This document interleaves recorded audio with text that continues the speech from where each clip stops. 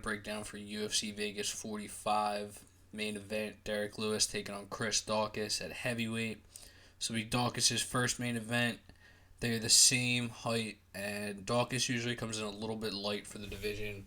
Comes in at like 230, so about 30 pounds under the heavyweight limit.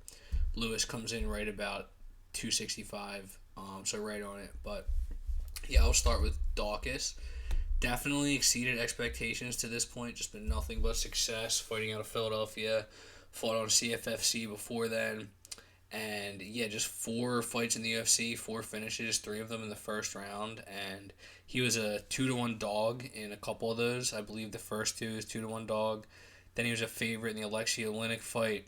And Shamil Abdurakhimov, he really got the respect from the odds makers, and he probably the most he's been challenged in the UFC.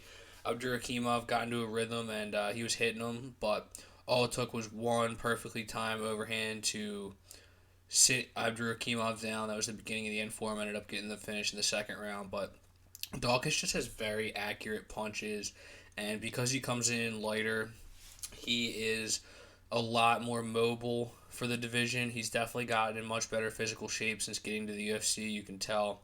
And yeah, he's quick. He's not quite on the same level as like a Cyril Gane or a Tom Aspinall with the shiftiness, but he's close. He's more shifty and fast than most heavyweights, but the punching accuracy is what I would say is his best attribute. It's the speed and precision combo have led to a lot of these knockouts. And then on the ground, he does have a BJJ black belt. Um, has yet to be utilized, but not like it's going to matter in this fight anyway. But it should be noted it's part of the scouting report. But yeah, he is just consistently just blown past the bar that appears to be set for him. And he's going to have to do that again with Derrick Lewis.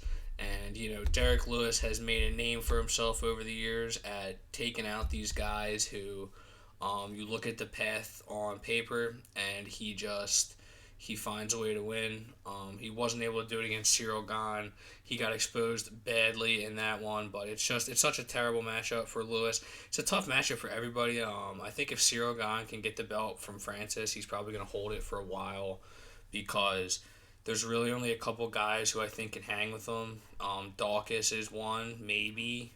Maybe I say that with a big maybe, and Tom Aspinall is probably the other, just because of the size. Like everybody else, I think Cyril Gane is just gonna be too shifty. And for Derrick Lewis, like heavyweights of old, he just knocks them out because it's just these big 265 pounders just throwing bombs. Derrick Lewis always finds a way to win in those scenarios, but even against guys like Curtis Blades, just that brutal knockout was just one fight removed from that. So that's just another one where you go in and the path to victory is clear, or at least what you think it would be for Blades, and he just never gets a chance to get going because he just gets uppercutted.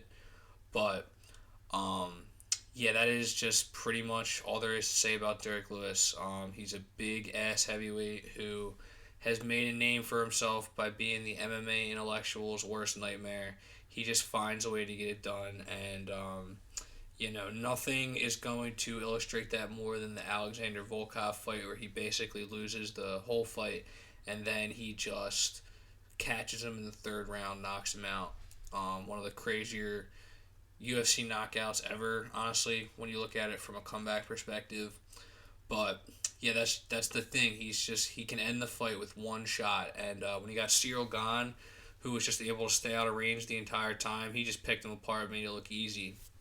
And I think when I first saw this fight, that is definitely what I thought. Like when this one was announced, I thought Chris Daukaus all day.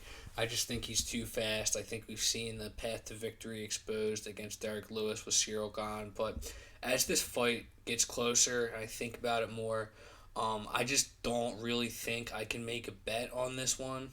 But I am going to go with Daukaus because I just think the path is clearly there, but it's really not that comfortable. It's not as comfortable as I want it to be. But I do have to pick Daukaus just because on paper, I just can't see the argument for Lewis other than he's going to catch him once and knock him out. But I will say the way that Daukaus was kind of staying in front of Abdurakhimov I didn't really like it. Like, I wish he would try to just be a little bit more shifty. We've seen him have success with that. Just get a little bit better footwork and just work off of his jab or whatever. Just stay out of range. Don't give Derrick Lewis the chance. But I think if he does kind of get set the way he was against Abdurakhimov, he's going to be in trouble. And over 5 rounds, if Lewis can keep his punching power into the third or fourth, it's going to be dangerous the whole way through.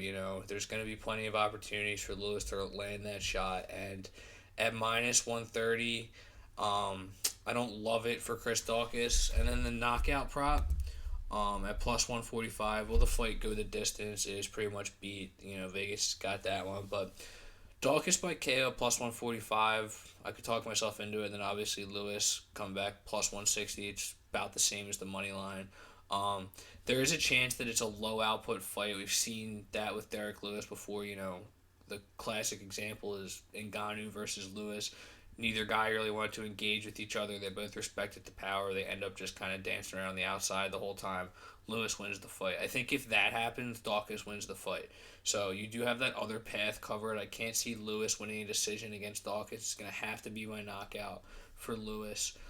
So again, it's just on paper, it's got to be Daukaus. There's just I can't talk myself into Lewis beyond he's just going to catch him, but there's a very real possibility of that, and it's real enough to the point where I don't think I'm going to bet it, but we still have time to decide. So thanks for watching, guys. Sure, subscribe, and take it easy.